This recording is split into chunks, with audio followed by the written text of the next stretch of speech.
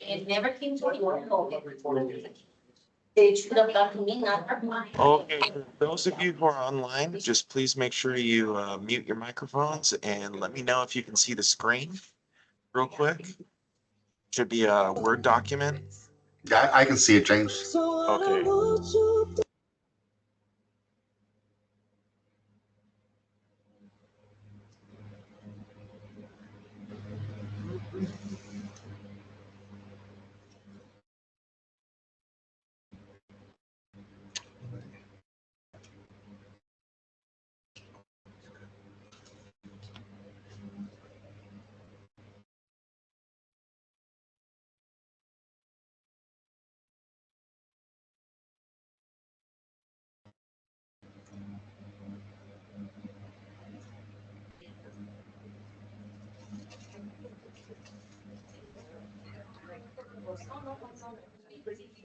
They got me, yeah, it's communicating to me, communicating, so don't worry, he told me, I'm like, yeah. Is, he was telling me that. He was uploading, you're. More of the. No, and you make it really bad, so then I was not. No, porque todos los días daban. Yeah, because I don't, guys, now. I just. La información se la van a. Be sure. Yes. Okay, it's all right, we need. Ya, y no hay ningún problema.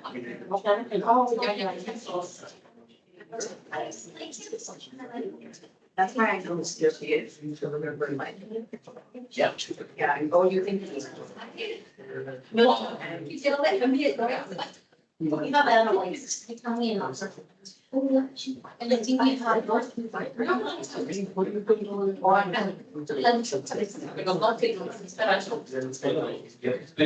It's gotta figure out what it is. Oh, yeah. Which one do you prefer, please? This one What? This part. or this one? That Or one. you have both?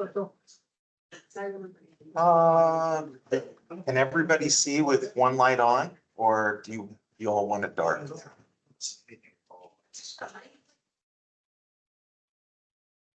No, it doesn't work that way. It Okay, works side to side. No, it's. if you can see this, I. who can see this well? Or this. Who can see the screen well? Or this. Okay, then we'll leave it that way. Sounds good, thank you.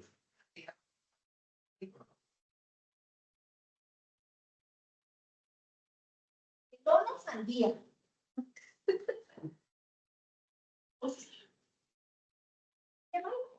Yeah, don't. Oh, that's great. No, that's one over my.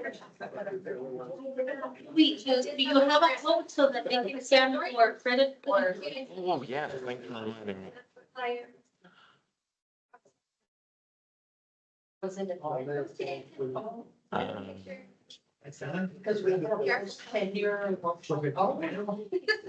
You were there, you're fine.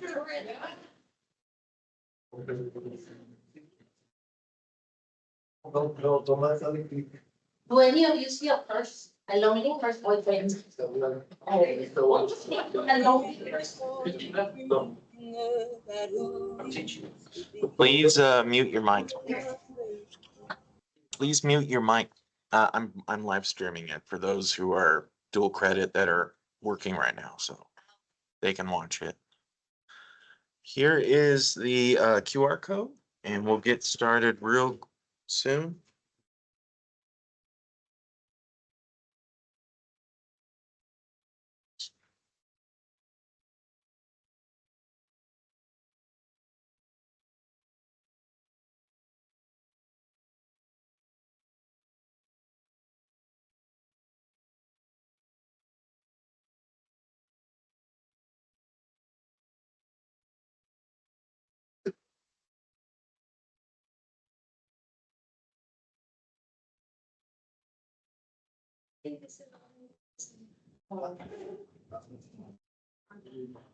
Yeah, oh. Yes. My book is like interactive. What is it? It's just the ebook chapter. It's kind Ya le van a poner.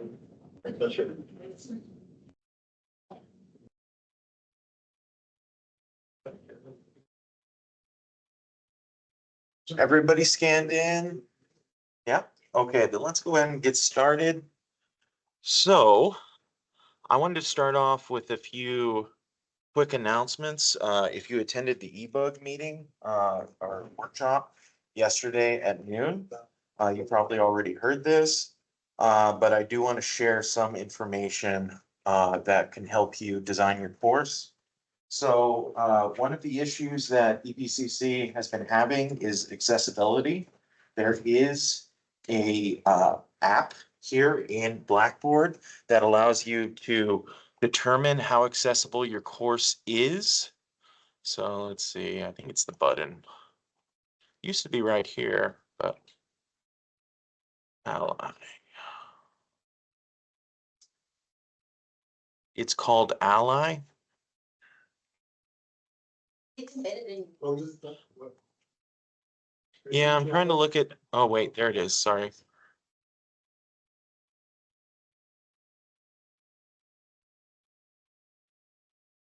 I'll go back to it in a second.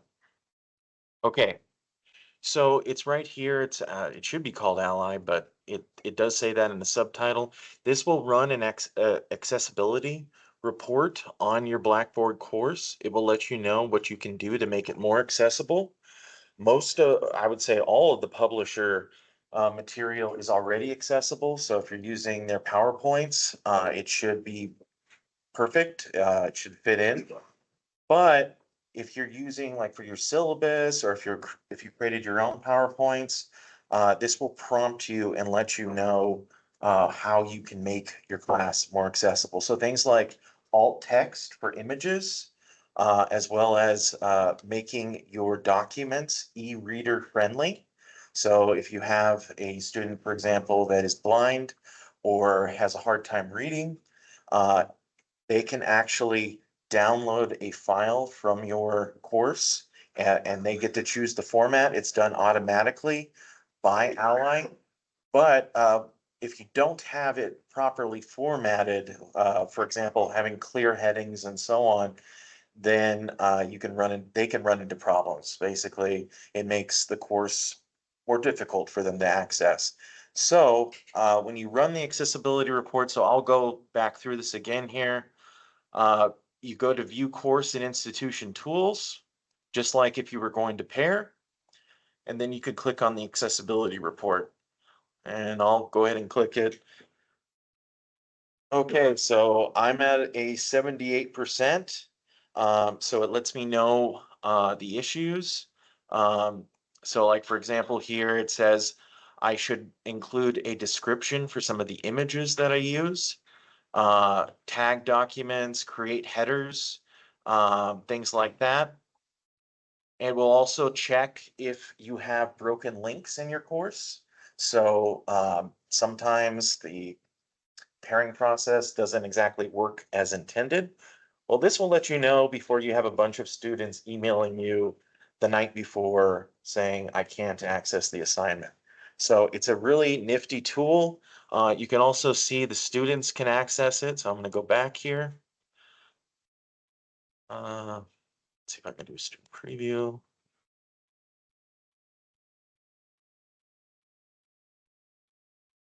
So right here, they click on the three dots and they can download alternative formats. So I have a PDF right here at the Tutoring Resources Guide.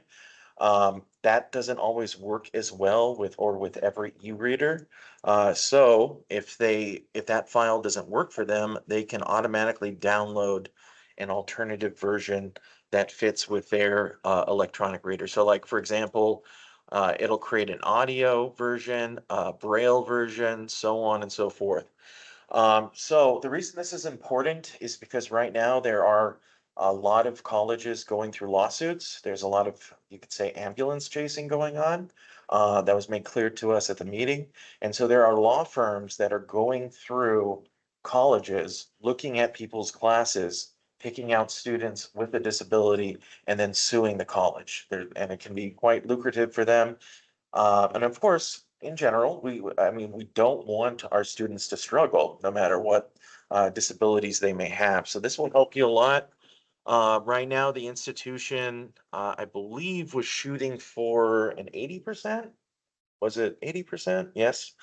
And we actually became less accessible over the years. So that is not good. Eventually, that is going to come to, bite us. Basically, if it's determined by the DOJ or the so Department of Justice or the Department of Education that we are not accessible, they can strip the school of financial aid. So this was a very serious issue that was brought up.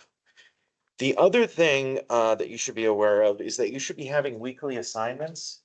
I'm not one to really tell people how to do their classes, but this was made very important and very clear at the meeting. So what happens is the Department of Education every year comes in, they pick random students and they demand to see the Blackboard courses that are attached to those students. So if the Department of Education looks at your course and it has very little interaction, very little assignments, well, then they're not going to be happy, basically. And once again, that can affect our financial aid. And what was it, 80% of our students are dependent on financial aid. So of course, that would be disastrous for the students and for the institution itself. So another thing to keep clear about when it comes to your courses in Blackboard is that you cannot, when reporting the final date that the student attended, if it's an online class, you cannot just look at the last time they access the course. You have to actually look at the last time they turned in an assignment, okay? So, if you, hopefully, if you end up failing a student, in addition to entering their grade, you also have to enter the last date that they attended. Now, for in-person classes, it's simple, right? We take attendance, we know. But for online folks, it can be a little bit more complicated. You basically have to go in, so. Let's discard that. Can I say something while you look? Sure, absolutely. When you have images, apparently one of the choices we have is to say, this is an image for AI to actually meet ADA standards, but apparently that's not gonna be it anymore. You actually have to put a full description of the image, not just an image, but now you have to put what the image actually has, otherwise it's not gonna count it, is counting. And James was saying 80% of our students receive financial aid. And financial aid comes and selects randomly students, and then from those students, they randomly select classes and they're going in. And part of the weekly assignments that James was talking about could be class discussions, which I think would be the easiest. I know that if you're a teacher in high school, you guys do it because they ask you to. In our case, we usually don't do any of that, but they are asking that the student, they actually mentioned that they don't want correspondent courses, that they actually want interaction, active interaction between the students and the teacher. And yes, sorry. To the publisher assignments count. Yeah, as long as they're actively announcements, class discussions, if you have journals, if you have papers, not even just sending messages, by the way. And they even said that in this I actually got from Andy, that most likely in 2026, they're looking for a way for us to take role in our classes, especially our online classes. And James was saying just that which I think it's interesting. If a student shows up to your in-person class, that's attendance. But if they click in your class, in online class, that's not attendance. And so they're looking for ways, and one of the ways they were measuring it, or what was it that they mentioned that they wanted to do? It's been proposed, it's not decided upon yet, that faculty be responsible for dropping students after 14 days of inactivity. Not in place yet, but of course, that would be, some of you may drop students. It can be kind of a hassle, but they're considering making it actually a federal regulation that you have to do that.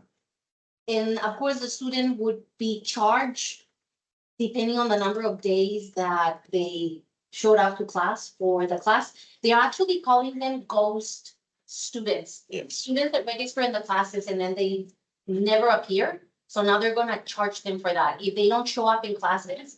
And I know that for many years, we would have students that would drop by faculty and then the students would go to the dean and then the dean would actually force the teacher to put back the student and then accommodate any missing assignments. I have no idea how that's gonna work because I think that is one of the number one complaints from students against faculty, that we drop them. Mm. But apparently now financially is going to be requiring from us that we drop them after so many days of inactivity in the class. Yeah, But just not for decided online. yet. For online, yeah. Yeah, and well, this is a proposed rule, so eventually it would also apply to your in-person classes as well. They disappear, it's our responsibility to drop them. I never drop anyone. Yeah. They're basically, one of the issues is that students kind of, if they're in a tough economic situation, they will look at their financial aid as basically like a form of welfare. And of course, that's not good long-term, and it's not the intended use of federal money. And so in order to save, all these grants and, loans, the federal government wants to crack down on that. They don't want students just signing up for college for financial aid and then never attending. So the key point too is that, but depending on when the student is dropped throughout the semester, that will cause them to have to pay back the money. So if the earlier it is, the more likely they are to actually still have the money. And so that's part of the concern there as well. I was telling James that I knew people that were registering in classes and then dropping and somehow the money was being given to the students. Justice is very slow, but then they ended up garnishing their income tax. Until they paid off the entire debt. So is it 14 days, like calendar days or? Well, this is not set on stone, this is a proposal, It's a proposal. but it's kicking in 2026. Whatever they do, it's gonna be in 2026. Unless Trump wins, then the Department of Education is gonna be, so, they won't, maybe a reason. So yes, that's the direction that, the federal government is moving. But, keep your courses accessible, make sure to have weekly assignments, weekly interactions, and you'll be fine. You don't have to worry about the dropping yet, but it could be coming. Of course, depending on who wins the election, right? So another thing, misconception that some people have is the 6-drop rule. It was brought up at the ebook meeting that students are limited to 6 drops, but that doesn't mean you are limited or restrained from dropping them. Okay, so if they've already dropped 6 classes, you can still drop them, but the thing is that the student will receive an F for the class.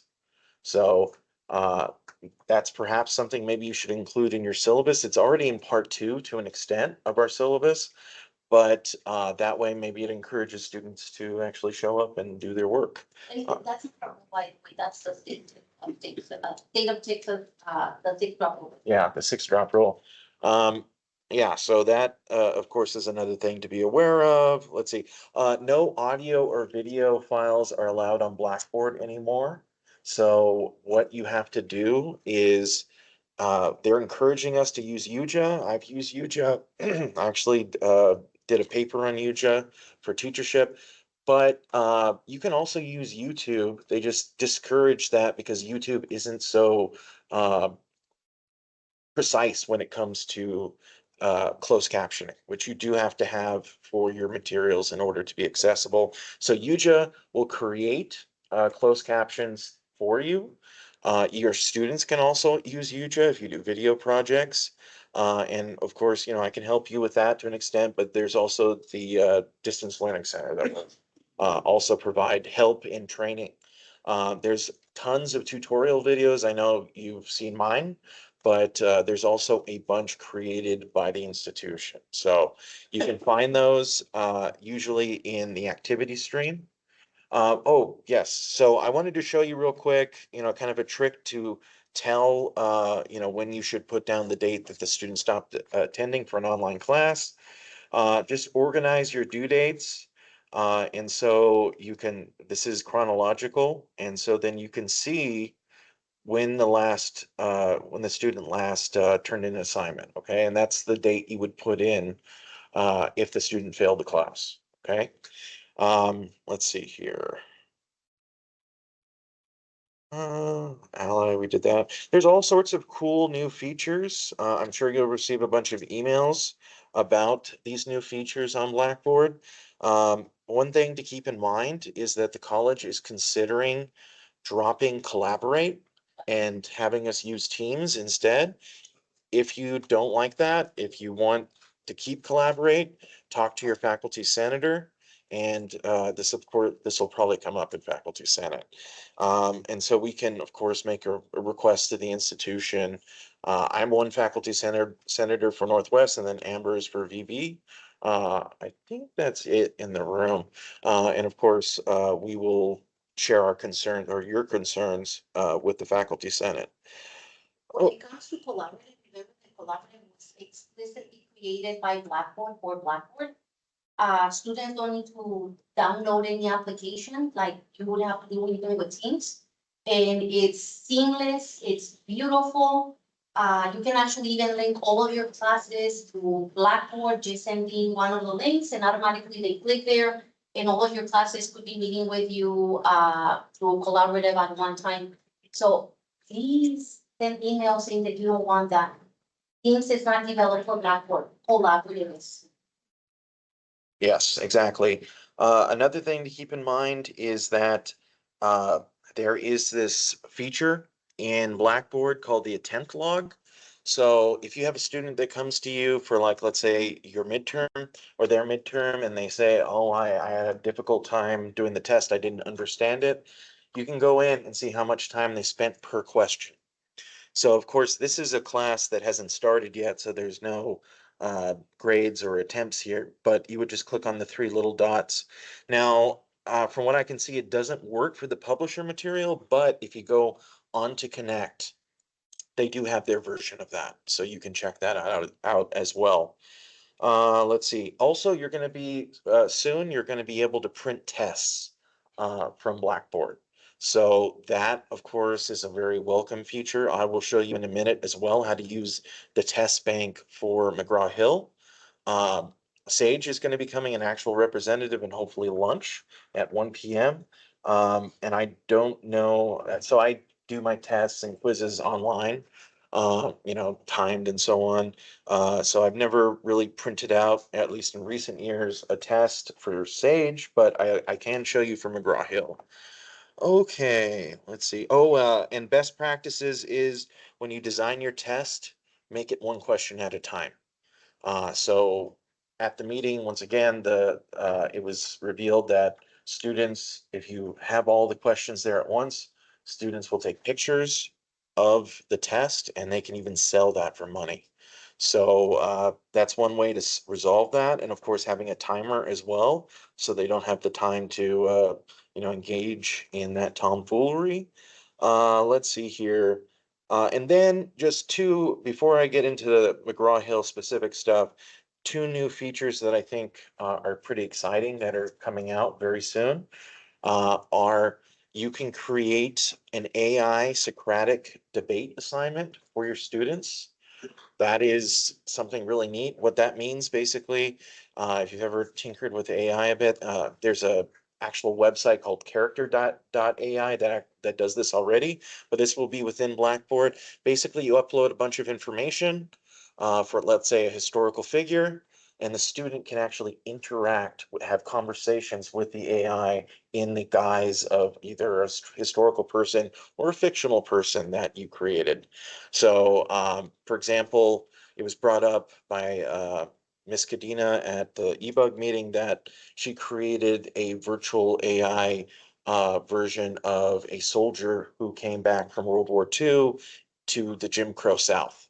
And so the students were able to talk with that fictional figure based off, of course, reality. And then there are VR assignments coming in as well. VR, virtual reality. I don't know the details of how that's going to work because, of course, you need a virtual reality headset, and those are pretty expensive, but perhaps the institution is planning on buying them. We shall see. Okay, so what I'm going to do now is I'm going to start off with showing you how to course copy, and I'll also show you real quickly how to bulk delete. So just a quick note, excuse me. Andy does not recommend that you do this. He says he'll do it for you, but in case you're running out of time, you need to get things done fast, you can do a batch edit. You can click all the items. And you do it slower, so. Oh, sorry. Yes, I'll do it slower. So these three dots right here next to course content on the far right side, you click on that. You click on batch edit.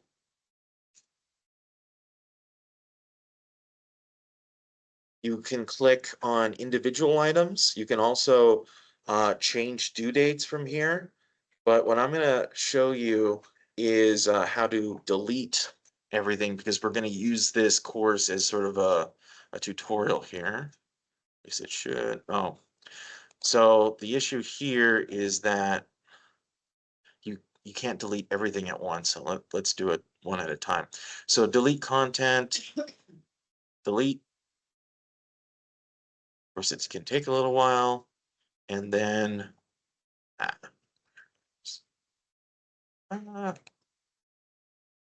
so second. So you can delete at most 100 items at a time. That's a little bit annoying, but it's not too bad. Let's see here. Go.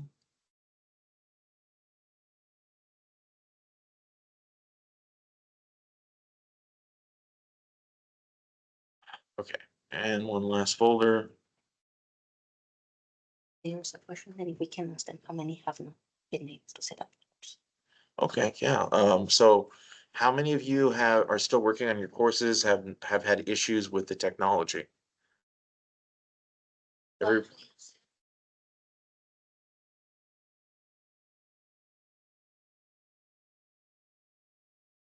okay, so there will be a Q&A period here. Ooh, it's already 12:31.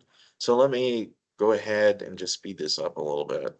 Wasn't expecting it to take this long. While James is pulling that up, I wanted to mention that for McGraw Hill, there are lectures from Dr. Patterson for every chapter on YouTube. So just in case you're not familiar, wow, that's loud. You can, I know I've sent that to my part-timers but I can send that to you guys. I don't know if we wanna do a physical sign-in sheet or if I'll just send it to James and he can send it to the master list. Yeah, one But I'm thing. not sure if all of you are on the master list, if you get our notes. Yeah, one thing to keep in mind is that for some of the videos, you have to be signed into your YouTube account to view them. So it's a little bit strange, but make sure you're signed onto YouTube or some of the videos will not play for you because they're listed as private. I don't know why, but they are. So I've deleted the items in the course. What I want to show you next, we'll come back to this, is the departmental master courses. So if you go to terms, a little bit is up. Yes, terms, and you go all the way down to the bottom and you click EPCC departmental courses. These are our two master courses. Now, one thing to keep in mind is there are some alternatives to this. Not, you have to request access. I believe Andy Lawrence created an alternative version of this, as well as I think Rocio didn't, Yes. yes. So, Okay. two people actually created two master courses with everything in there. The only thing that you have to do is upload your syllabi. The two people would be Rocio and the second person for Texas government, I'm not sure. But there's two of us reviewing those courses, and then they would be available for you. And then once you get them, you can actually tailor them for your needs. They would have 4 exams. They would have some sort of assignments and stuff like that. You can turn off and turn on things, and you can add maybe assignments from your own, and then upload your syllabus. And you still have to pair it with obviously the book, if you're using just the book from McGraw-Hill or things from McGraw-Hill. You pair them, but from Blackboard perspective, everything would be in there. Everything that you need, you just tailor it, but it already is set up in, how do you call them? The not folders, the. Modules. I always forget that word, modules, and the modules with, assignments, chapters, exams, PowerPoints. It is ready to go. It's completely ready to go, but it's still being evaluated. Both courses are being evaluated. Who are you evaluating, James? I have to check again. I think it's Rocio's Did course. you agree both, 2305 and 23? We just did 20. Oh, Jerry did the, 2305? yes. So we're evaluating too, but it would be available in case you just wanna go that way, and for new people, when they're not ready, they're ready to go, just upload their syllabus and then put all your information and that's, right? Okay, so what I'm gonna show you now is, One of the questions I have. sure, When using the Sage or McGraw. When you upload the entire course, like, are you gonna link it to activities in Connect or? yes, so anything that is what's called an LTI link, what all that is if it has a McGraw-Hill picture next to its name or a Sage picture, those have to be linked in order to work and we'll do that in just a minute. So I want to show you. So go. Okay, so this is the departmental master course. You should have access to both the federal and the Texas. If you don't, let me know and I'll ask Andy to add you. I'm gonna now, so these are the ones you can start off with to copy and make your own. Just make sure you do not modify anything in these courses. So you want to copy them over to your course before you start to make changes. So I'm gonna go back now to the sample course. Do they have access? Everybody should at this point, and you could check right now and then let me know. Well, I typically do it for them. You know, I contact Andy. So let's see here. Upcoming courses. It was 10792. There we go. Okay, so how to copy the master course. You want to go to add content. You want to click copy content. Then you want to go to the search bar and you could just type in DEP and it should bring up the master course or courses. And then of course, since this is a federal government course, we're going to use this master course. And then we just start a copy.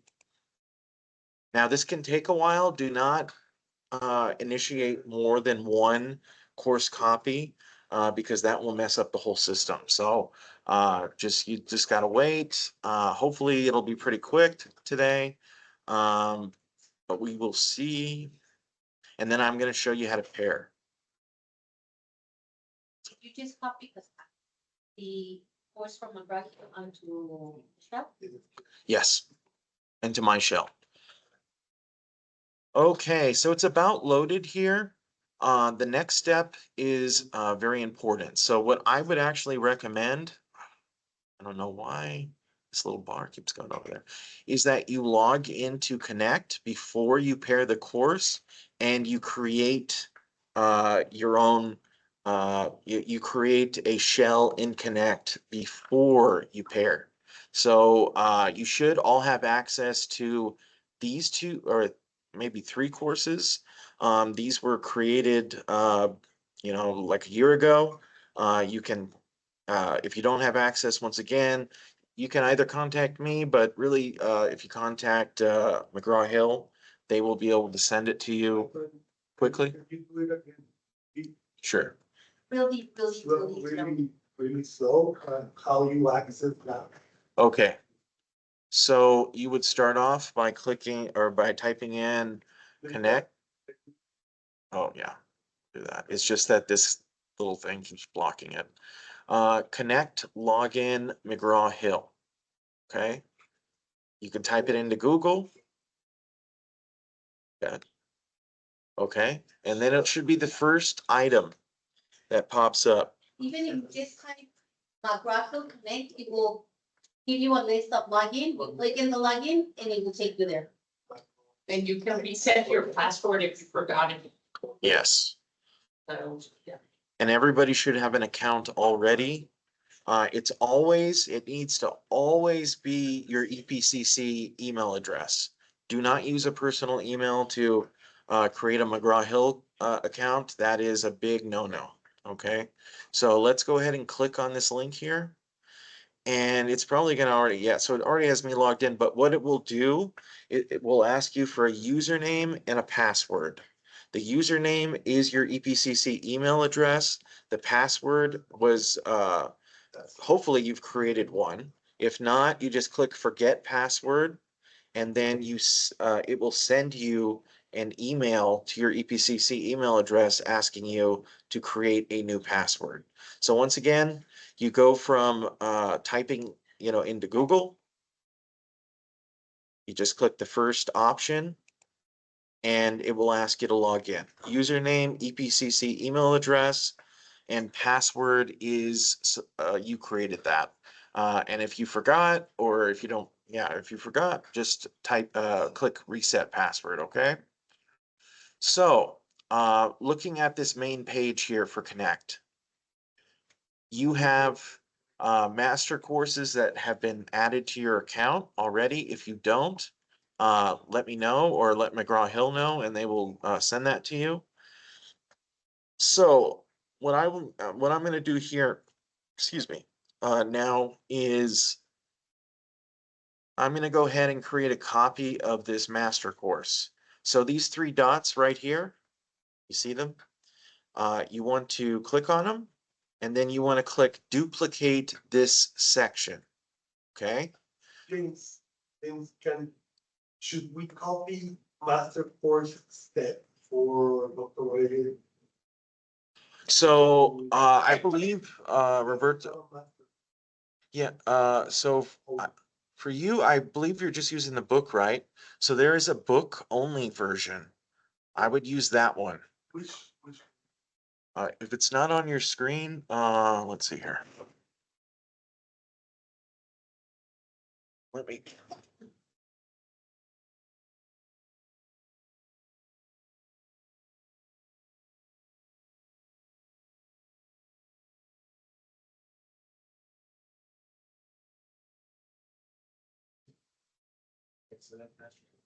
So for you, what I would say, since you've already had courses, this would be the book only as well.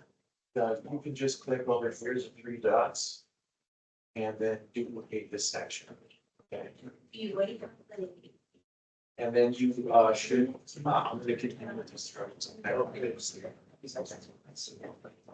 thanks. No problem. Okay, so once you click those three dots and then click duplicate section, next what you want to do is create a name for your course. Now, best practice here is to use the CRN for the course. So my CRN is 10792. Of course, you use your own CRN. And then you click continue to new section.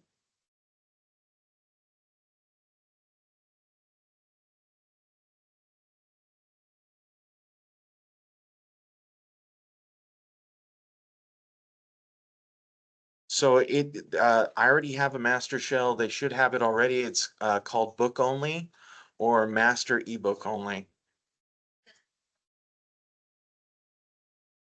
Okay, let me go ahead and see. So if it doesn't show up, I can send it to you. Ron Hill can also send it to you. They should have added it to everybody's account inside of the. So we just try it this week. Yeah, that's what I mean. On it was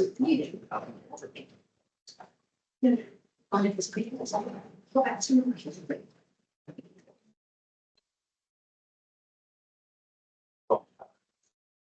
You just make the copy. And duplicate this. And then your 8 minutes, in contract. So make sure if you just want the book only, it should be at the bottom of the list of classes. And it's titled book only. Okay, so let's go ahead and continue here. So I'm going to duplicate this section. So there's, okay. Why did it do that? Second. I'm going to duplicate one of my existing sections here. So duplicate, let's see, where was it? Duplicate this section. You name it after your CRN for your course. So I'm just going to leave it like this because I'm not going to really use this one, but you want to just include your CRN number. Then you click continue to new section. And it can, once again, it could take a little bit. It's copying all of the assignments from the master course to your section, okay? So while it's loading here, I want to point out a few things, some links. So for now, since Blackboard hasn't come out with this feature yet, you can create your own paper tests by clicking on Test Builder. Depending on how much time we have, we'll go over that, but we're running a little bit low on time, so I want to get to the pairing at least. And then there's instructor resources. Those include the PowerPoints, they include the videos, and the instructor manual for the book, as well as, I believe, downloadable versions of their question banks, but there's no reason really to use that. I would just use the Test Builder. And then launch my media. I think this is, I don't really use this. I think that if you want to add lecture videos, you can put them there. Okay, so let's do a pairing now. So once you have your Connect course set up on, or your Connect section, I'll say, set up in Connect, next you want to go back to Blackboard. Okay, so once you're on Blackboard, you want to. Wait, I know. Okay, no problem. So once you're finished with your duplicating the section, Yeah. you want to just go back to Blackboard. I would advise having the windows up already. Okay. So you go back to Blackboard. Now you want to click on View Course and Institution Tools. You want to scroll down. There's a lot of buttons here, a lot of tools that you can use, but we're going to focus in on just pairing. So you want to click on Browse All Course Tools at the very bottom. Then you want to scroll down until you get to McGraw-Hill, and they keep changing this name. So if you were watching my tutorial videos, the name has changed since I created those, but it is now this one, McGraw-Hill Connect Advantage, okay? Which is the one on the left, okay? Okay. Yeah, no problem. So you can. So you want to go to View Course and Institution Tools? Yes. Then it will open up a bunch of tools you can use, but we want to scroll all the way down. Your Blackboard on your course, not on MasterChef. Right, right. It's, let me just double check that real quick. I don't want to mess that. Yes, it is. Okay, so view course and institution tools. You scroll down. You click on browse all course tools, which is at the very bottom of that list. I'm gonna click on it. And then you want to scroll down some more. So I would say it's about midway down the page. And you're going to be presented with two McGraw-Hill options here. You want to go with the one on the left, McGraw-Hill Connect Advantage. Okay. Well, we get the full package. There's McGraw-Hill has a couple of different packages you can go with. This is actually not the correct name for the other one. It's McGraw-Hill Go, but we don't do that. We don't do Go. We have the full, all the bells and whistles, and that's in McGraw-Hill Connect Advantage. Okay, so you want to click on this. Now it's going to present you, there's McGraw-Hill Go. You want to go with McGraw-Hill Connect. So the top option. I'm going to go ahead and click on it now. And I am recording this this training. I can't, testify as to how well the recording is going to go. Depends on how good this camera and microphone are, but I will send this video out to everybody. So right here, you want to go with pair with a connect section. Okay. One thing to keep in mind is that when you click on this, it might ask you to enter in your Connect username and password. Okay. Usually it doesn't. I don't know why sometimes it does, but sometimes it does. Okay. We all good?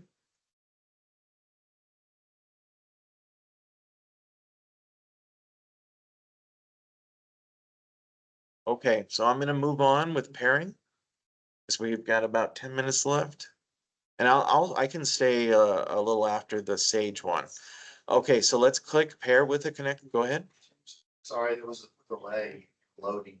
Now I'm at a page that says either pair with existing course or pair with new course. That's the next page. Five, 12, 5.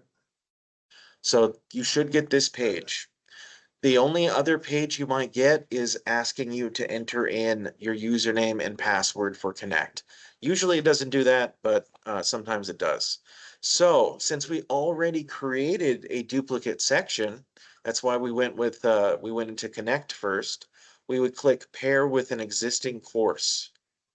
Okay, you can do this one if you want, but I don't recommend it. I recommend just having your template for McGraw-Hill done already. So we click pair with an existing Connect course. And so for you, of course, these sections are going to look different.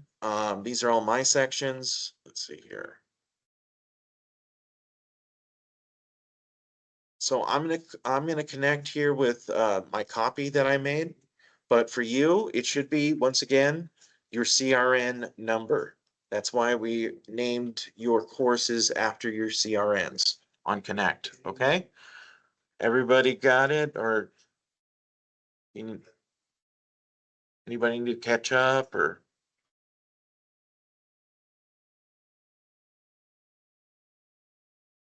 Okay. So I'm seeing James, everybody, go ahead. sorry. I have a question. I know you're recording this one, but are you going to be recording the other one for Sage as well? Excuse me, for the other textbook? Yes. Okay, fantastic. Thank you. Okay, no problem. So we all at the same point here? Okay, so I'm gonna move forward a little bit. You select the course that matches with your CRN. So I'm gonna select it. Now what it's doing is it's linking all of those LTI links, the McGraw-Hill assignments or the reading links to this Connect course, okay, so that they will communicate with each other. They'll transfer grades between each other. You'll be able to record student performance and so on. Everything is connected. And so it takes a little bit.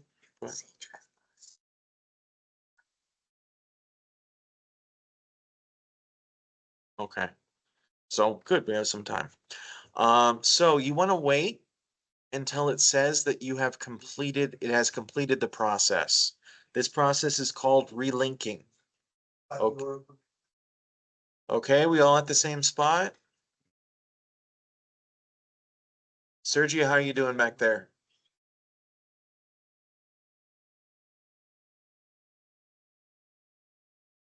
We'll see, maybe how. Okay, so we are now paired. What I'm gonna do here is go back to Blackboard and demonstrate this. So I'm clicking back to Blackboard. X. And now everything should be paired.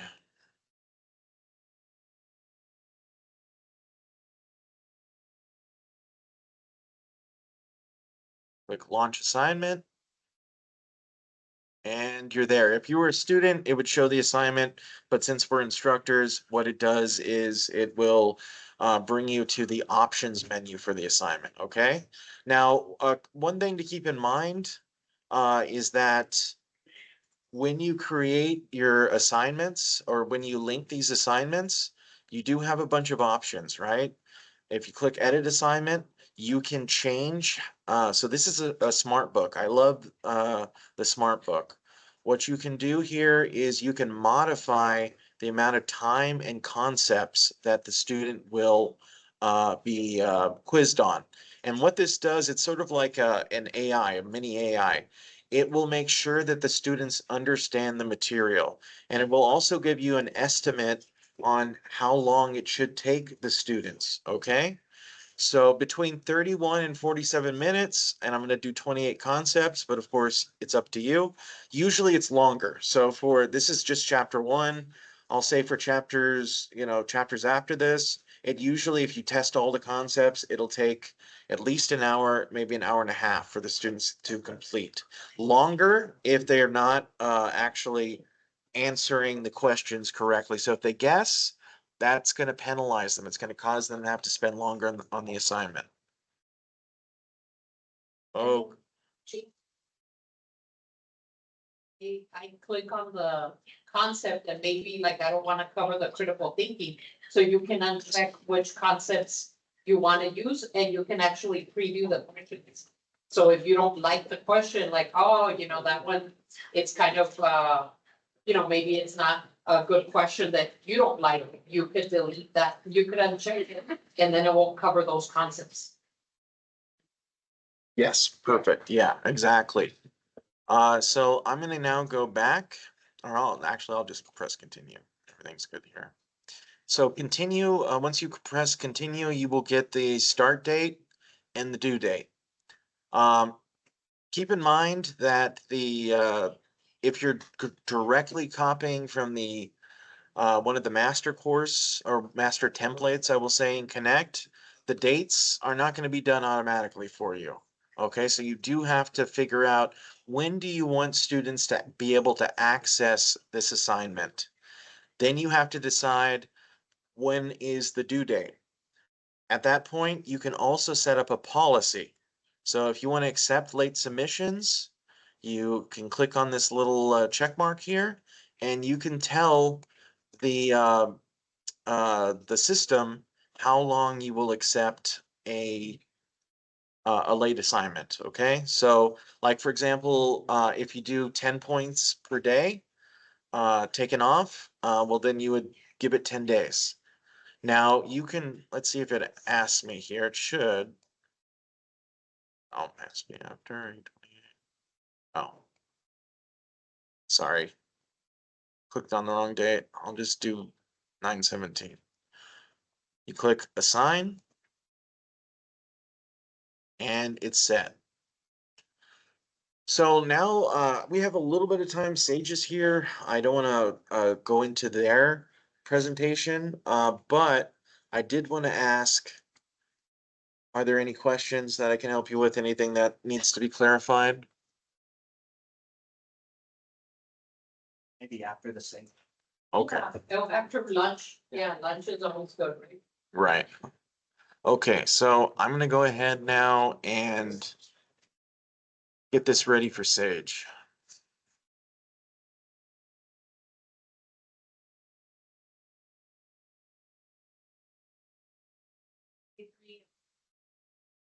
You could set up the dates in your master connect, right? And then you copy what's over all your dates. Yes. We'll copy, so you don't have to be doing it for each class, right? Oh, Yes.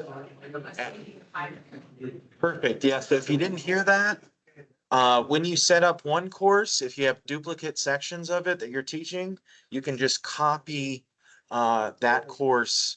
For McGraw-Hill, one thing to keep in mind is that it will update your due dates automatically within Blackboard. Unfortunately, Sage, at least at this point, does not. So you will have to do the same in Blackboard if you want to, engage in that little quick hack there. So you would set the dates on Blackboard and on your Sage course, for example, and then copy both into your other sections, okay? Go ahead. So you would do that. There's a couple of ways to do that. Basically per assignment. So you can edit assignment. Continue. And set the due dates. There is a faster way. So let's see, I already closed down the link here, but if you log in to Connect, you can actually, let me go ahead and do it again. Let me get logged into Connect. Was also gonna mention while you're noting that if you set a due date, the students can still go in and do something called recharge, but there's no way for you as an instructor to see that information. Cause I know that I had a student that was trying to catch up, but I had due dates. And I called McGraw-Hill, they said in recharge mode, they can't find that information. So just make sure that you tell them no late work, or, if you set, if you adjust that, cause it'll still let them go in and recharge mode. But then you can't get information on how many questions they got right or the score. Yes, absolutely. I would warn the students. That's why having a late submission cutoff is a good idea, or not allowing late submissions at all. Okay, so just real quick here, let's say you wanted to change the due dates real quick for a couple assignments. You would select those assignments. So you would click assignments, then you'd select the assignments you want to change, click the three dots, and then you click manage dates, okay? And so that will allow you to change the dates much faster. Okay, any other questions? Okay, so I'm gonna go ahead and get Sage set up here.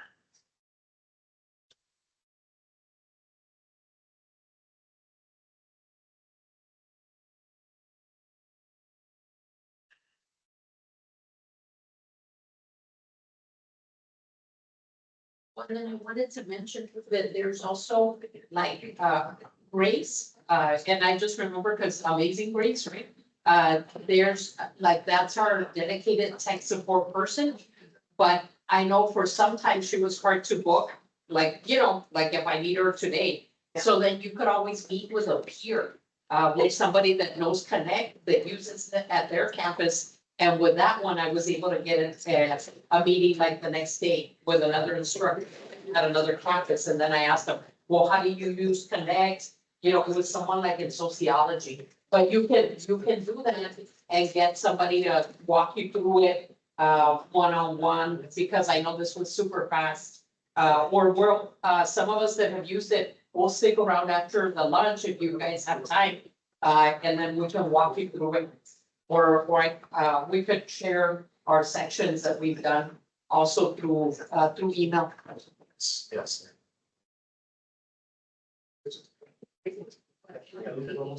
Oh, okay, so Amazing Grace is really being amazing. Okay, so. There's somebody else that likes Somebody somebody saying that if you still use the link, it'll just take it. With for her temporary. Yeah.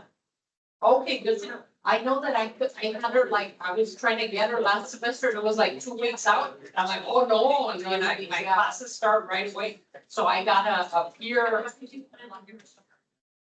Because it asks you, like, do you wanna just connect with somebody? I'm like, give me anybody.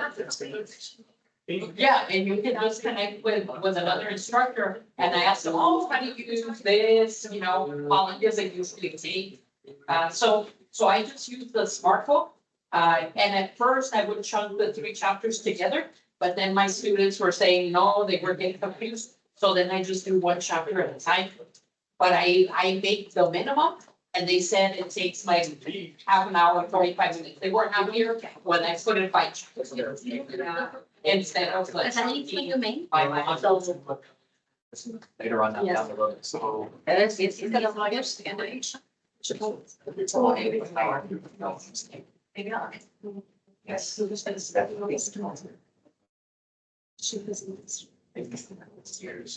it's gonna come out. Oh, see, yeah.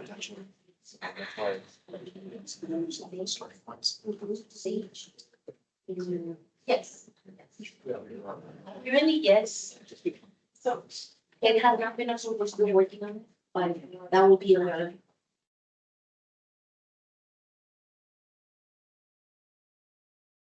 The people that are here that are teaching Texas government, you already have a master shell in Sage? Yes. Anybody that does not? And create my own shells. Yeah, my own courses, and then I pair them with mine. Yeah, I'm just wanting to make sure we all have a copy from to compare. Oh, okay, okay. Answers coming. Yeah, so I created one. I created one, and if you need me, I can send it to you if you don't have it. Okay? Perfect. James, do we have a master shell with just a reading portion in Sage? So that they Yes, can look at- this one right here. What is? Government 2306, book only. So that just means all the assignments are. Right. Book only, okay. So and that's just part of the copy process. They can unassign. Yes. Any course can be a book only. They just have to like. unassign. There are 2 versions, one with the assignments and then one with book only. So I've sent both to all of the faculty, because Eric gave me admin access. Yeah, so the Course coordinator, yeah, course coordinator. So, yeah, I was able to send it. Now we have some new faculty. So they don't have copy. They should be fine, but they do need to make a copy of that master template in Sage. You know, so that, yeah, let me. So they would need to, they should make a copy of this, you know, name it for them, and then just keep this one untouched in case they, you know. So they Not pair that one. Not pair that one. Right. It's easy enough. Shell that they pulled into their CRM shell where students are gonna register. That's what have Vantage Link in it. So they're gonna click on a link right and pair it to their. Yes, I'll refer you to that one. If that's where you start. Before we can go on.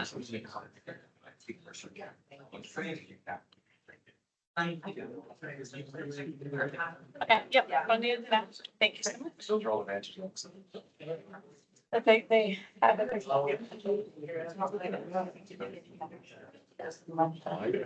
Okay, did you want to take over here or do you want me to?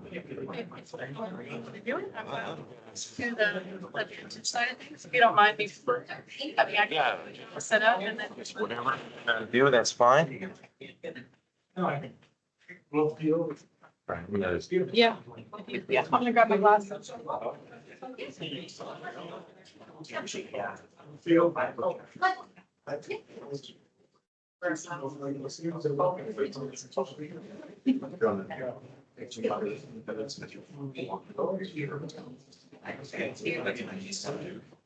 olvídalo.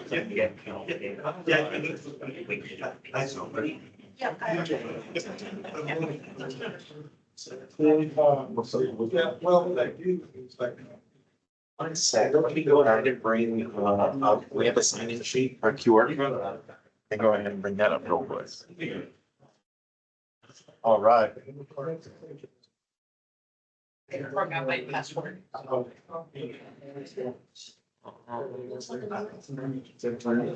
Quick lap around.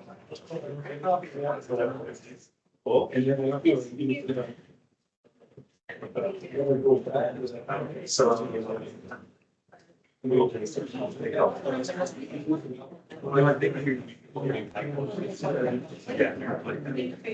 everyone, I'm gonna turn it over to the stage in a minute, but I did want to, put up the QR codes. You need to use both. So you had to sign up for federal and now it's Texas. So you get 2 workshops worth of credit.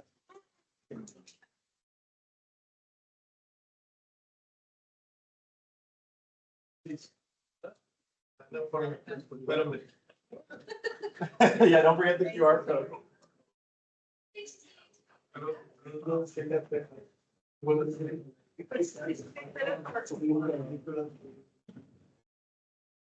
Everybody signed in? I know, still doing that? Working on it. You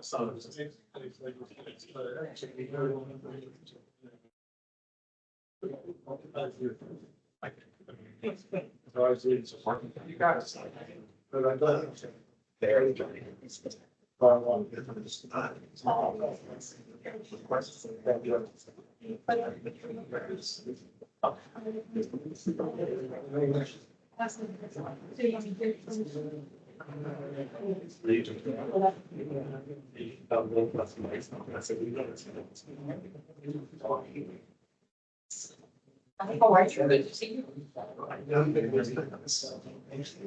Okay, everyone good? Signed in?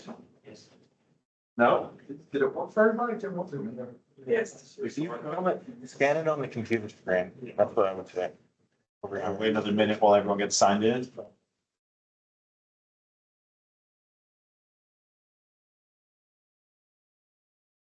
Going to. Oh, okay, perfect. Buenas tardes todos, damas y caballeros. Me llamo Abel Santana. Here with Felix and Tracy. We're here with Sage Publishing. So before we get started with the technical portion, I wanted to give you just a little quick overview for those of you who have been teaching using Vantage already.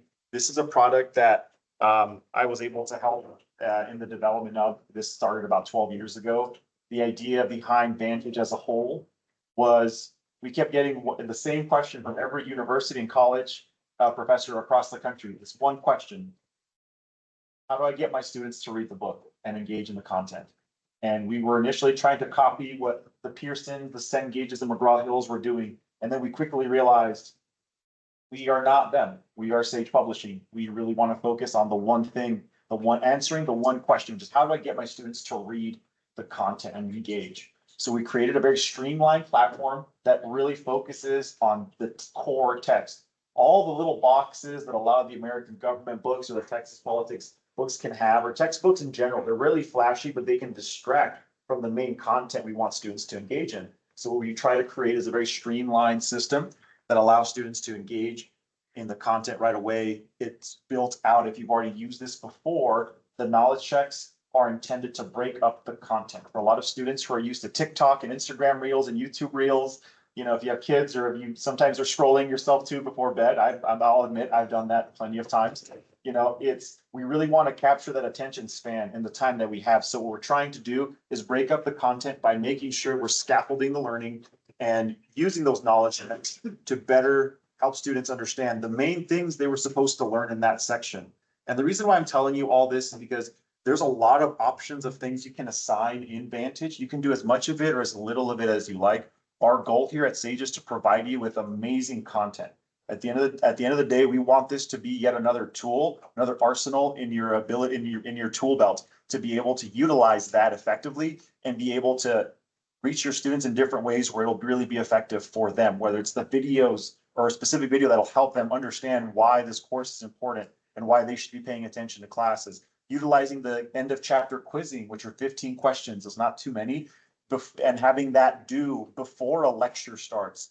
And the reason why is I want my students to come prepared, having read the content, having taken the quiz before they even come to class. So that when we're in the class itself, I'm having discussions, we're talking about it. I'm not just regurgitating what the book went over. At the end of the day, those examples are just ways of how Vantage can help make your life easier. So as we're going through this, if you have questions, please let us know. And you have Felix here, who's your new account executive. So Felix is your go-to person. And of course, you have Tracy, who will be able to help you with integrations. Were any of you here when Eric was here? Tall redhead guy. I'm his boss, or was his boss. Now he's a manager, so he's a different boss now. But I've been working with Vantage, like I said, for the last 12, 13 years of my career. So it's been a labor of love. It's something that I've been able to help build out. So any questions you have, please let me know. I don't know everything, but I know most things about it. So I'll pass it over to Tracy. And Tracy, if you want to take us through the different process for how we can get this started. Yeah, absolutely. So we're gonna go nice and slow. So goal is that we're gonna kind of all do this together, and when we're done with this meeting, we should all be set for fall. That's my hope and my plan. And it's good to see some familiar faces. I know I work with you a lot online, but it's nice to be here in person, to get to see you all in person today. So James has been gracious enough to send to your Vantage accounts a course that is book only, meaning that he's gone in and kind of unassigned the activities. You know, some of you like it like that. Some of you like the activities. So we have kind of a mixed bag in the room, and that's okay. So he has one that is going to be book only. Now, this is the master that he sent to you. So we're not going to pair this with your Blackboard shell, right? We're going to be creating a copy of this. The other option you have is the other master course that is shown here, and that has activity assignments in it that he's already given to you. So you'll know if you want book only or if you want the activities. So you would choose the appropriate shell to copy from at this point. The copy process is really simple. All we're going to do is you're going to pick the course you want, whether it's book only or whether it's the master course that has assignments set up for you already.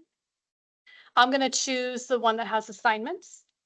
And we're going to go to the little gear cog in the top right corner.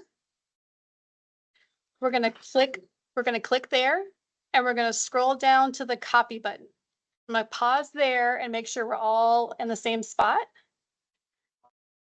And if you're not, or you're stuck, or something looks wonky, raise your hand or yell at me. We'll pause. Walk around the room, make sure we're good. That would be in Vantage. So we want to maybe have a.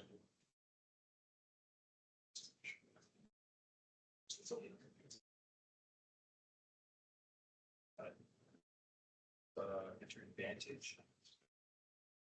Okay, I'm going to go ahead and click the copy button. And we have a few little things to look at once we click the copy button. So we'll do that. Now, once you've clicked that copy button, we're going to get to kind of the creation page. You're going to take a minute. So we're going to confirm our course materials. We're going to confirm the institution. All that should be pre-populated for you. You may have to select your department. And to do that, you just click the drop down and select the department you teach in. And James's computer has a lot of options.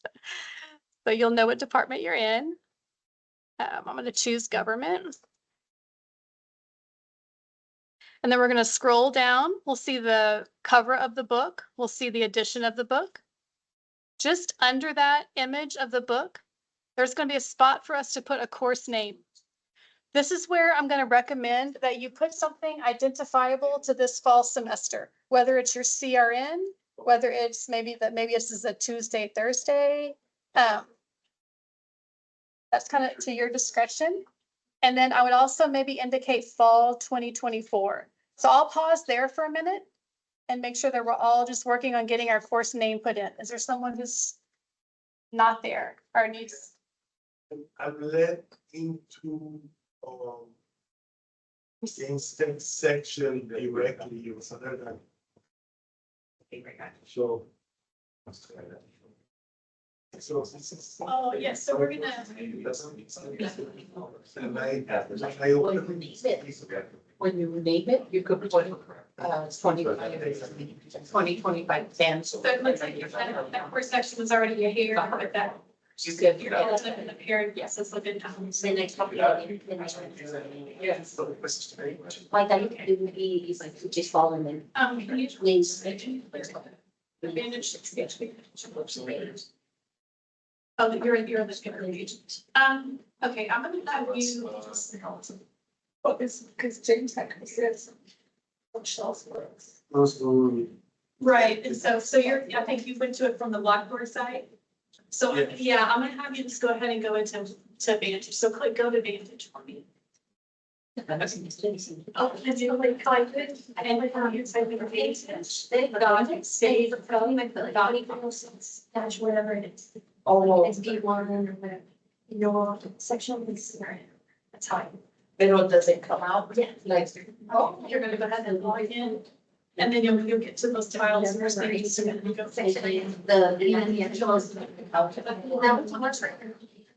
You can see them in there. Okay, I thought this was when.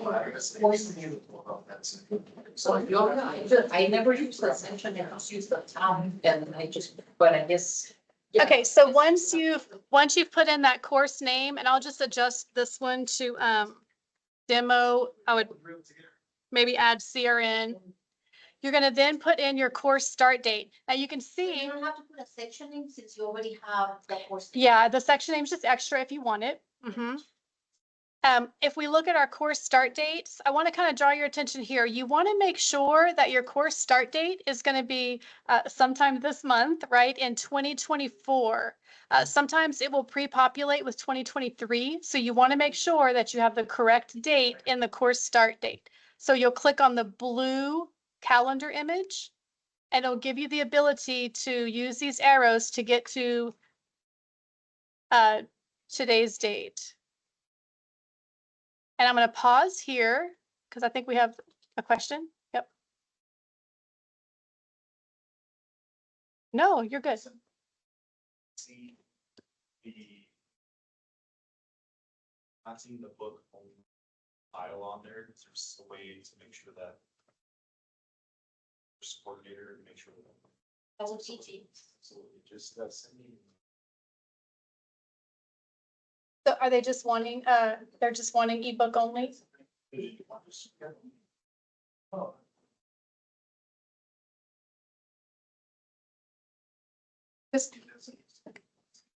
Did everyone else have the copy choice that they wanted, whether it's book only or with activities? Were we all good there?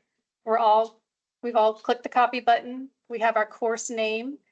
We're putting in our course start date, and then I'm going to go ahead and put in the course end date.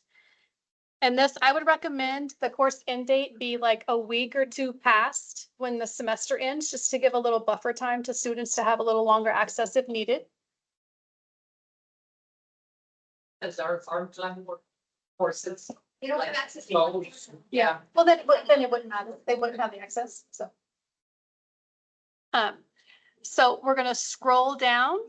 We're gonna see course time zone. You guys are Mountain Time, so that should be pre-populated and good. We have the course description box. That can be left empty. You can give a description if you want it, or you can leave it blank. Are we all good so far? Or do I need to pause here for a little longer? Are we? We're good? Okay, we're gonna click the blue next button. When you click that next button, it's gonna give you kind of a confirmation page of what you've created. So this is where you're gonna go through and you're just gonna scroll down. We're gonna confirm that these are the proper course materials. You'll see that the gradebook settings are in place. And you'll see that the global assignment settings are in place. If at any time you would want to make changes to any of these, you can come back to this page from that main course tile, and I'll show you how to do that when we get back to that main instructor dashboard. This is all editable at any time if you want to come in and make changes. I'm going to scroll down a bit, and we're going to click the blue complete button. And I'm going to pause there and let everyone get their course completed. I do have a question. I don't know if right now is the best time to address those questions or if I could just call you back later or just with what I needed to attend or what I needed to do. I did like a connect thing earlier today. It's live stream. I just don't know who to report Oh. to, like, I mean, because I'm doing economics and government, you know what I mean? But I just don't want to get you guys in trouble nor myself in trouble. Say that, what was your question again? Yes. I'm sorry, I didn't realize we were live streaming. We're streaming because we have people at high school campus. My apologies, that caught me off No, guard. no, no. I'm sorry. I'm so It's sorry, Big Brother. your question was not, Mhm. it got cut off. Can you repeat it again? Yes. Yeah, but I don't have any students in them. So I don't know what's going on. I don't know if that's on our part or if that's on your guys' part, but Hold on, Yeah, that would be a different thing, cause, Mhm. but, is that for Yeah. your dual credit, at the high school? Yes? Okay, so if you are teaching a dual credit Sounds about class right. at the high school, maybe your All high right, well, I'll school get on the has guy that's not supposed to sent. send it in, but he told me he sent it in, so I was like, well, I don't know, whatever, so he probably, It's probably still being Whatever. populated. Can you hear me? I Oh. don't think they can hear me. Microphone is- Maybe Yeah. it's the chat. Oh. Well, it's, Hold on, can you hear me? okay. Okay, no Can problem. you hear me? And then, one last question, if you just permit me real quick. So I don't know who or which campuses I'm supposed to report to. So economics, normally I just go to Valverde because Cynthia Gomez, I think so. she usually takes care of everything. I don't know. But I've got Jeff from Rio Grande, who's wanting me to go over there, right? And then I just kind of, I don't know, you know, you seem like I mean, you're in charge of government, so do I go with you? Like, No, he's talking to where do I need to be? Can you And then hear I'm me teaching before, a class. Yeah, I'm teaching a class at Northwest James? online this year for James. economics. Can you hear me? Can you hear me? Or mute 'em. Can you Okay. hear me? It's Okay. almost as if he's talking to someone else. I don't think he can hear you. I can hear you fine, but it's almost as if he's talking to someone else. All right. Okay, I apologize, and I hope that he would stop talking while we are trying to get the class going. Maybe if this person can hear me, Okay. they Alright. can send me an email and I would actually, and I don't even know who's talking. But I'm assuming if it's from Okay, Jeff, it's, perfect. no, he's All talking right, to man. somebody. It's like a lot of bosses. An How do we- individual named People. Michael. Okay, so what we're Yeah. gonna do so that he does not All right, interfere with brother. our course, Well, I appreciate, we're I gonna appreciate turn off your the help, man. Thank you sound. so much. Have a good one. so we cannot hear you anymore, okay? So we're gonna turn off the sound. You will hear us, but we will not be able to hear you.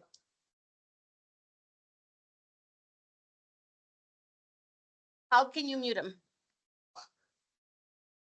Off. So I can just deactivate his. How do you deactivate it? Oh, it's there, okay. Okay, so, nobody, maybe they heard No, me. he stopped talking. Okay, he stopped talking. So if you wanna turn Yeah, this on again. Okay. His name's Michael J. Okay, yeah. I was just on the phone with him now. Oh, we were able to hear you. Okay, so let's go ahead and, how do I close this back up here? We were. Let's not touch this. How do I don't want to close it, right? I just want to shrink it, right? I'm gonna let you do that because I don't want to. Okay. Okay, guys, sorry about that. This is the wrong one. I'm like, We're oh, gonna- what am I doing? Let's get back on track. So once you complete that, click that complete button, you're gonna get this integration page. But because your courses are gonna be paired to Blackboard, you do not need this information. So all we're gonna do is scroll down and we're gonna click back to my courses. And this is gonna bring us back to our instructor, kind of our dashboard, our instructor dashboard, and you're gonna see the course that you just created. For example, I named mine Demo CRN. So it's right here waiting for me. You should have your course that you just created with your custom course name waiting there for you. Do we all have a course created to pair with Vantage? Is there anyone that's teaching more than one section that needs to create two of these? Okay, so let's take a minute and take that opportunity to go ahead and go through that copy process again and make your second section if you need it. And I'm here, I'm gonna give maybe 3 or 4 minutes for everyone to do that. And while we're waiting, I do want to point out how you can go back to edit those settings within your course if you want to. by clicking on that gear at the top right. And you open that list of kind of actionable items. If you wanted to make changes to assignments or settings or due dates or the title of your course, all those changes can happen in the edit section. And I'll click there and show you what that looks like. It brings us back to that page where we have the ability to see our gradebook settings and our assignment settings again. Okay, I'm going to pause here. So if we had another course to create, you guys can do that now. And raise your hand if you need help or yell at me. Got 2 sections. Let's just. Yell nice things. I'm trying to copy the course, even a different title, but it says that I already saw the course. Yes, you're just going to delete the title that's there and put in your new title. Yeah. And the system will catch up in a second. So red. Oh, or let's go, I changed the CMS And it's and it's still in there. Yes.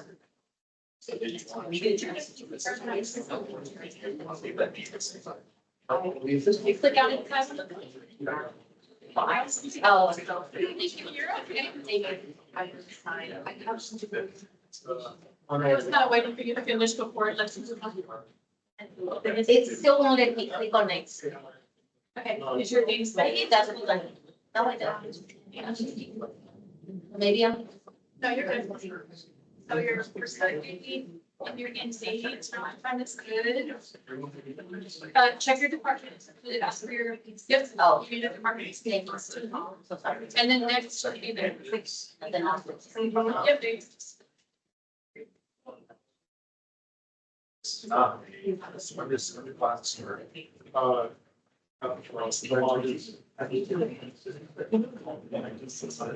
You good, Teresa? Okay, then. Is there anyone else that was trying to do a course copy? Do we need another minute? You're done. Okay. So now we're gonna shift gears a little bit. And we're gonna go over to our Blackboard shells. So what we're gonna wanna do is we're gonna wanna choose the Blackboard shell, our CRN, the one that the students are gonna enroll in. We're gonna open that Blackboard shell, okay? And we're gonna pause. When you get it open, just wait for me.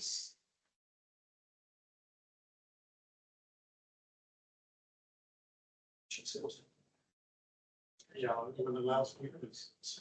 So this is the course. Yeah, this is your book. Yeah, so she looked at that's understands that that's the last one. That's for. These three points, so that's a lot. You understand the last one. That's not very fair to do this. Sure, it's very normal thing. So it's nice to get one here. I don't have to. So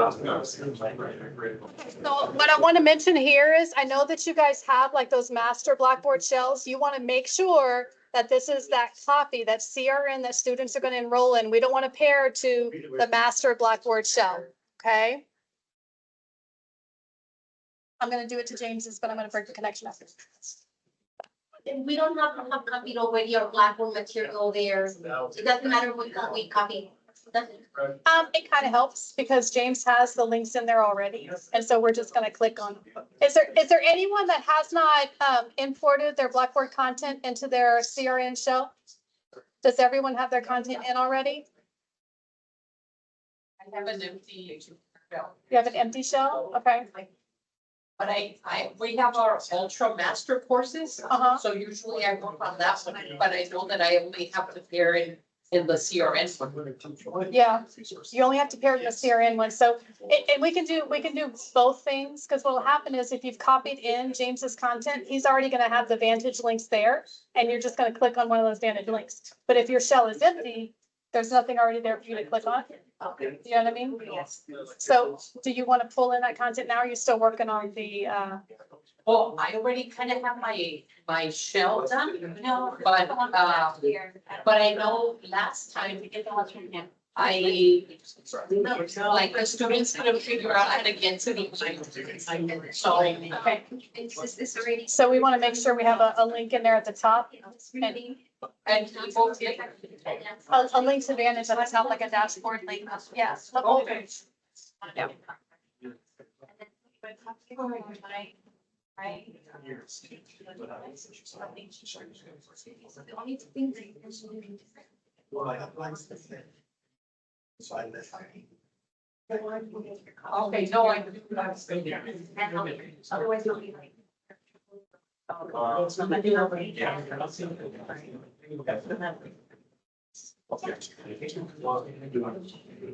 Okay, are we ready, guys? Yep. Okay, so I'm gonna go ahead and we're gonna go to the Blackboard shell now. You should all be there. We're gonna go ahead and click on any Sage Vantage link that you have in your shell. So if this was copied over from James's master, you have the content in your CRN shell. If you have those Vantage links already there, you can see them by like opening up a chapter. So let's say open up chapter 1 of the content. And when you scroll down, you'll know it's a Sage link because it'll have that Sage kind of logo to the left and it'll have a chapter name header. Everybody see a link that they can click on, a Sage link in maybe chapter 1? Are we all good? Yes, or I can pause if If someone has a you question. read the book, what would you see? James, were there 2 different shells, one for ebook only and one for all? That is a blank. Just, the template Sage. Okay, okay. So it would still be this, you would still see all the content links. Yeah, so if you're just using like you just want the text content and you don't want to have the activities, you would just delete the links within your Blackboard platform that you do not want. And you can do that by just clicking the little 3 dots to the right. And I'm not going to delete in James's shell, but you would just click delete if you want to get rid of that link.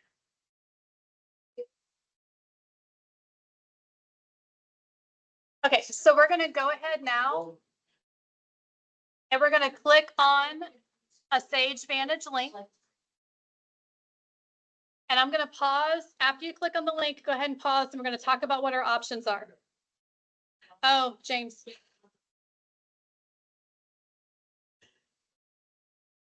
I think you're going to need to log in. Yes, I'm on it right now. Sending posts, but I'll log out. Is that going to fix? Okay, let me close. I'm going to close it out. I'm sorry, James. I could have.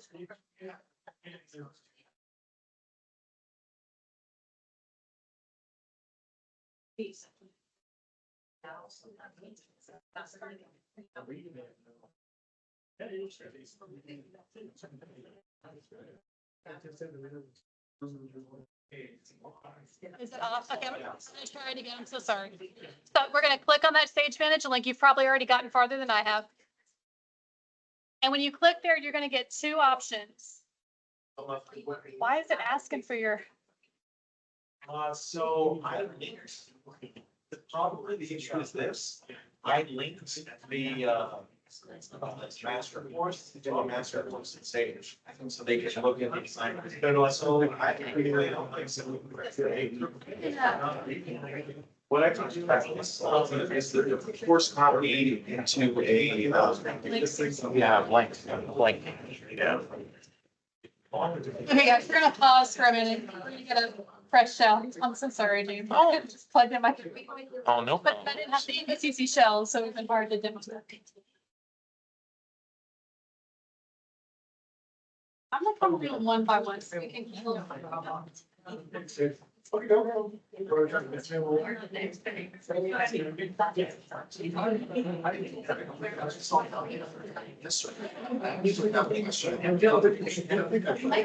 I was putting this together, they're already blanked at everything. Actually, that's a problem. I call the Sage. I'm thinking about myself. The gentleman that was talking to me should have. I mean, I was trying to Sage. That's true. Yes, until they're registered, and then they were copies of the same link to register. So when I link these for my Texas government courses, I decided to just use some of this stuff. So I did selecting that. And it's paired to the right one. So when I stay here, and the assignments, such as the telephone. Yeah. They can click on the back card. Well, Go to, Youth picture master course on this page, transferred over and done. I didn't want to pick all the other signs because I was like, this list of stuff at the bottom that I would have. So what they can do is they can access to go to these chapters, right? Flashcards. It's not for I'm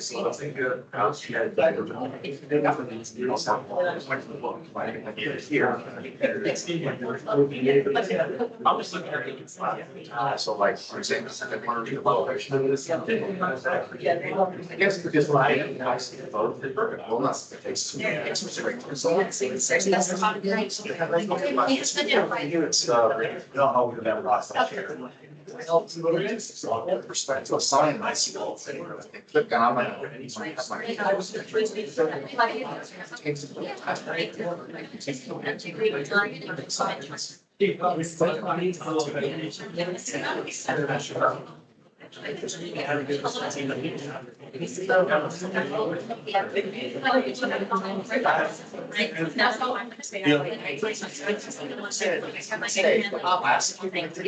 But I did, I just But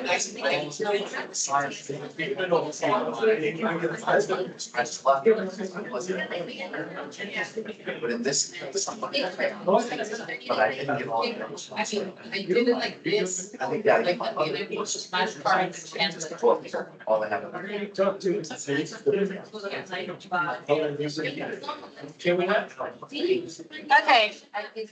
we're gonna kind of pick up where we left off. We're gonna click on Advantage link. And we're gonna get two options. I feel like I'm yelling. So. Okay. So at these two options, we're gonna select pair your LMS course to an existing Vantage course. And we're choosing that option because we've already created that Vantage course a few minutes ago when we made that copy. So we have an existing course. So we're gonna pair it to that, yes. But shouldn't we set the dates and everything before we pair? You can, or you can go back. You have to put the due dates on either side anyway. So you can add them in after. But I usually do it on your thing, on this side, and then it kind of connects. Yes, perfect. The due dates don't typically flow over to the Blackboard shell. You have to add those independently. You have to add them at the beginning. Right. But I put them in the Vantage one, and then here.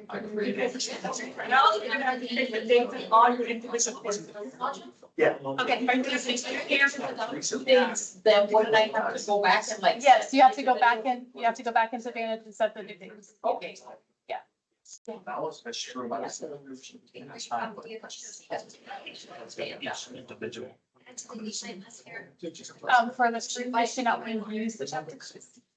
No, I want to do several questions, but I'll vet the questions beforehand and I'll try to type some of them. Yeah. Like, for, you don't think if I want to type in, like, one last thing, it's like, I am for your section, wait, so we have it. And then, if I can, like, less 30, like,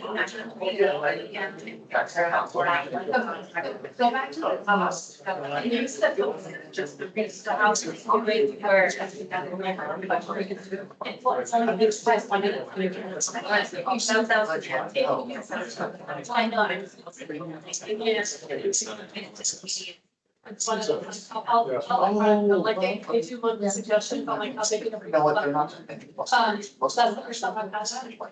Like, suggestion, like, Get ourselves vetted before the. yeah. So the reason it's like that is because, you know, they don't want someone to go in and like accidentally select it, you and hide them all. Yeah. And that's why they give you that confirmation, but you want to do it a one at a time process. I'm sorry. Okay, so if you are ready to pair your Vantage title to Blackboard, you would click pair your LMS course to an existing Vantage course. And when you click here, it's going to ask you to select which Vantage title you want to pair to this specific Blackboard CRN. And so if you're teaching multi-sections, this is where you'd want to be careful to add the proper CRN from your title that we put in, right, to the proper Blackboard shell. And so for this, I'm just gonna click on the demo CRN so that you can just see what it looks like after it pairs. So we would select. And then it's gonna show us the pairing. It's gonna show us that student dashboard. We're gonna go back to Blackboard. And we're gonna kind of pause here for a minute. Is there anyone that wants like a one-on-one situation like right now? Did anyone stuck, anyone not be able to pair? Yeah, okay.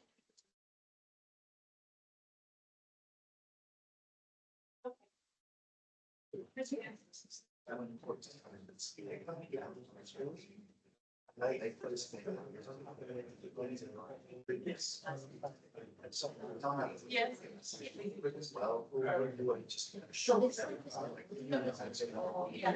So let's see your series. Okay, so go to Blackboard and we're gonna find the Blackboard. Okay, this is the right. So you're gonna pull the from the. Okay, that's okay. So you're gonna. And you're just gonna, okay, so how do you add the content? Oh, yes, you can do that, yeah. Copy it. So what you want to. Yes, so find.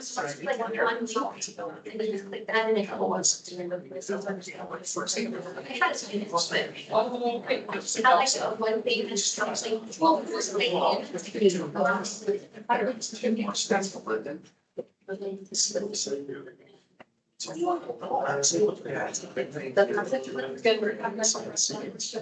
Yeah, doing material on social media.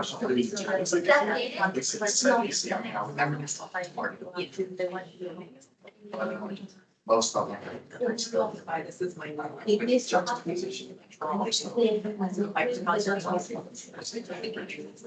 Esoteric, yeah.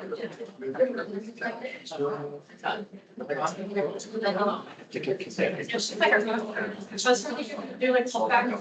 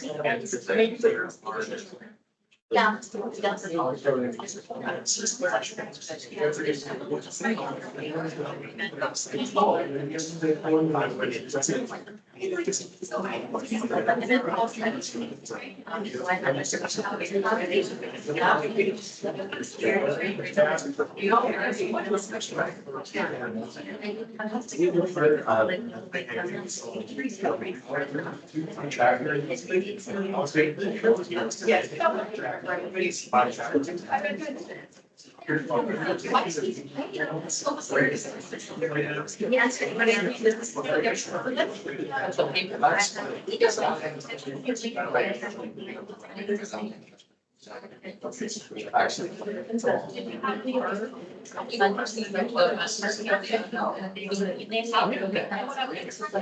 Like a change, like something. So actually, listen to. Yeah, I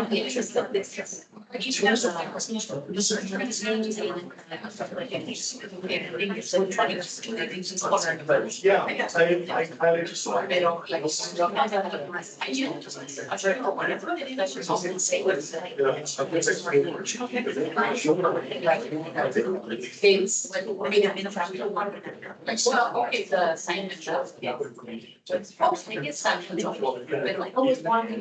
Because I was thinking of my previous thing, I was something about it, like, you know, that's what they don't want to do. It's already.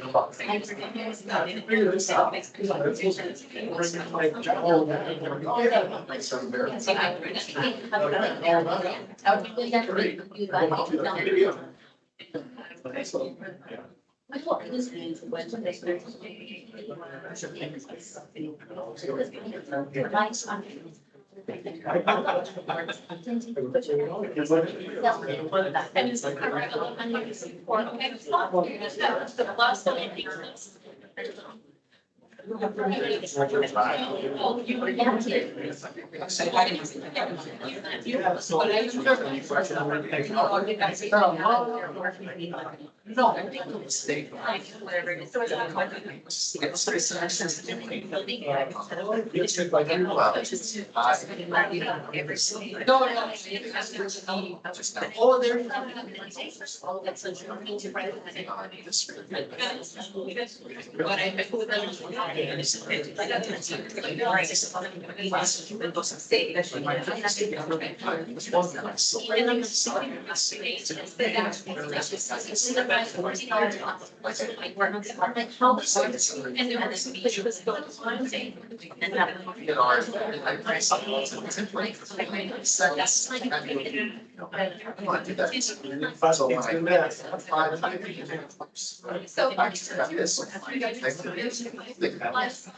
Video boom.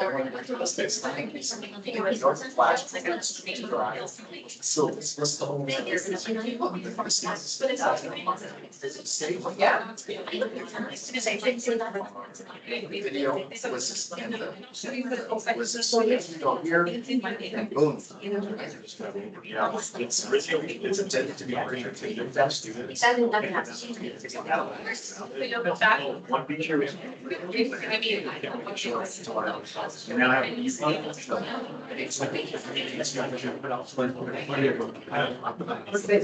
did that as officially as like May. So if you talk the course in the summer, you got the first early.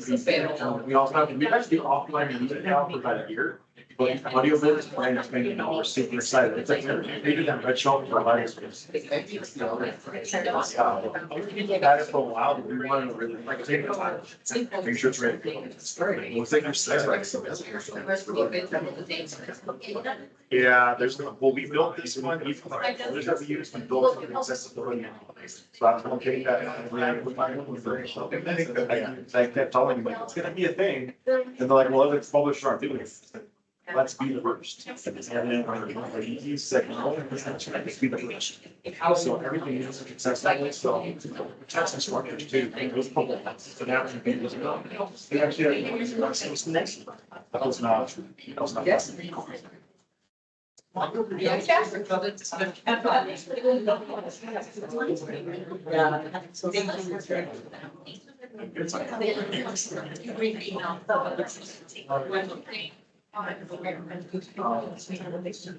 That's just coherence for everything else. That part I don't know. That's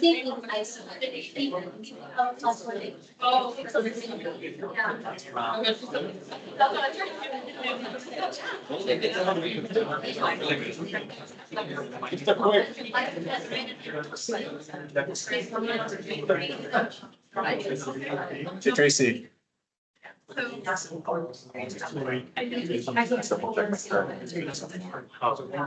everyone doing so far? Everyone good? I've been walking around. Looks like everyone's set. Anyone still need additional assistance with the course getting set up or getting that initial link created or a course created? No? Okay. One thing I did, and I'm sorry, you guys were having great conversations. I do apologize. One thing I did want to share while we have folks on video, but also it occurred to me as we were looking at the different options to put into Vantage. One thing I would mention here is if you don't already have this information inside of your announcements page, especially for the first week or so, I would strongly encourage you, if you go to Vantage, underneath the help button, underneath technical support.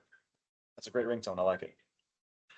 On the left-hand side here, where it says toll-free Monday through Friday. So this summer, we officially launched our 24/7 hours. So students will be able to receive support 24/7, 7 days a week. We have a team. We have a team of folks that are during the prime time hours. I would say they are the varsity team. They are the best of the best. So I would definitely, if I'm a student, I'm having a tech issue, I would call during the main hours. You have the after hours people, which will be able to help with like basic services, like just getting logged in and making sure they have everything and they're able to get into Vantage. And if there's ever any issue, they'll put a ticket in, they'll submit it. But the 24/7 access helps. And we want to make sure that everyone here understands The benefit of this number here is that we don't want you to become tech support for your class. You should never have to handle student issues at all. Please feel empowered with the information of like, we have a 97% success rate of answering students' questions and resolving the issue within the first call. And they get to a live human being here in the US within like the first 3 to 5 minutes, at the latest 5 minutes. Like the whole time is ridiculously low. We can help all of your students. The second place team or another publishing company that shall not be named, we're at 97%. The next company's at 38%. We are the undisputed #1 of being able to resolve students' issues because we built this system from the ground up and we've scaled upward in order to make sure we're empowering instructors yet again by not having to become your own tech support person. Send them to us, tell students, you know what, you have a question? That's great. Did you call that number? And if they said, yes, I did, they couldn't help me. What's your ticket number should be the next question. What?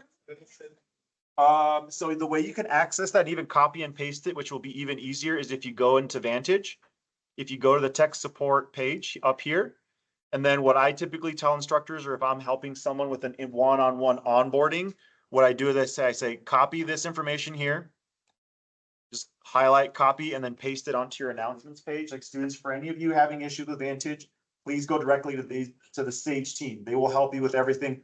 I'm not going to be able to help you. Not that you couldn't help them, but it's just a great way to be able to assist them for the student issues. Oh, Tracy, you're here saying something. Yeah. If you do have plenty of it, if you have like an influx of situations, please obviously let Tracy know, but your students should still be able to go to that. Because you have a lot of students, we can absolutely get them in there. Tracy, can you share your number with everyone? Yeah, it's in my email signature, so you should have it. If I sent you an email, you have it, but I'm happy to